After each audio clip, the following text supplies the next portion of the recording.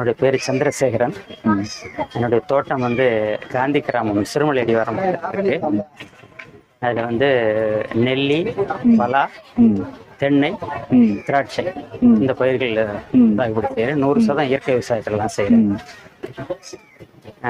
இது ஒரு 5 வருஷமா செஞ்சுக்கிட்டு இருக்கேன். இப்போதான் முதல் முறையா இந்த விவசாயிகள் கூட்டமைப்புல இணைஞ்சு.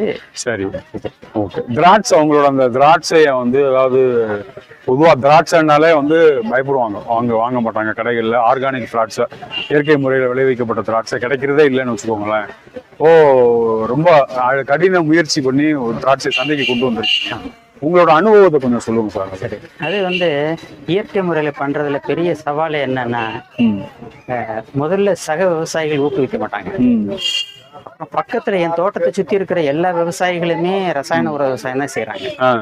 நான் மட்டும்தான் இயற்கை விவசாயம் பண்றேன். இப்ப அவங்க பூச்சி மருந்து அடிச்சாங்கன்னா அந்த பூச்சி என் நிலத்துக்குள்ளதான் வரும். அதுக்கெல்லாம் நான் கவலைப்படல.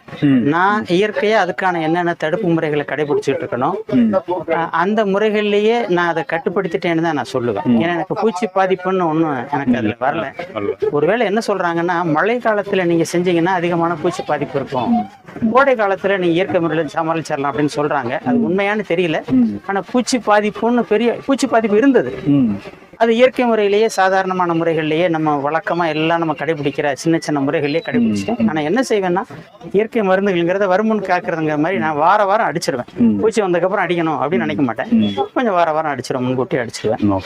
பெரிய சப்போர்ட் உனக்கு இந்த மாதிரி இயற்கை விவசாயத்துல நம்பிக்கையா இருக்கிறது என்னன்னா, மிஸ்டர் நாராயணமூர்த்தின்னு அக்ரிகல்ச்சர் ஆஃபீஸர், அவர் தான் எனக்கு நேரடியாக தோட்டத்துக்கு வந்தெல்லாம் எனக்கு அட்வைஸ் பண்ணுறாரு. சின்ன சின்ன உதவிகள் எல்லாம் எனக்கு தொலைபேசியில் சொல்கிறாரு. அவர் சொல்கிறத நான் முறைப்படி செய்கிறேன். அதுதான். மற்றபடி அந்த செடியில் வந்து இப்போ ஈரம் காக்கிறதுக்கெல்லாம் சருகு மூடாக்குன்னு போட்டிருக்கோம். உயிர் மூடாக்கு போடுறாங்க எல்லாரும், அது நான் செய்யலை.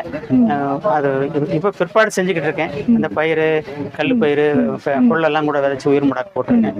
தொடக்க காலத்தில் நான் வந்து சாணம், ஆட்டுச்சாணம், மாட்டுச்சாணம் கலந்து அதில் ஈயம் கரைசல், மீன் மிளம் இதெல்லாம் கலந்து செறி ஊட்டி ஒரு 60 நாள் அளவுக்கு வச்சிருந்து அதை எடுத்து தான் நான் போட்டேன்.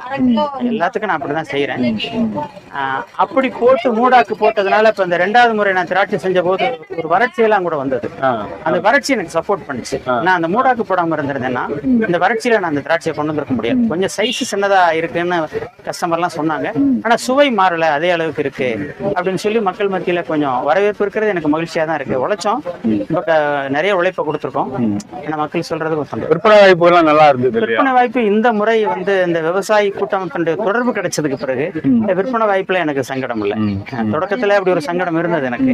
இந்த முறை அந்த சங்கடம் எல்லாம் இல்லாம ஒன்றுபட்டால் உண்டு வாழ்வு. நிச்சயமா நிச்சயமா. நல்லது சார், நன்றி. நன்றி. உங்களுடைய முயற்சிக்கு பாராட்டுக்கள், வாழ்த்துக்கள். நன்றி சார்.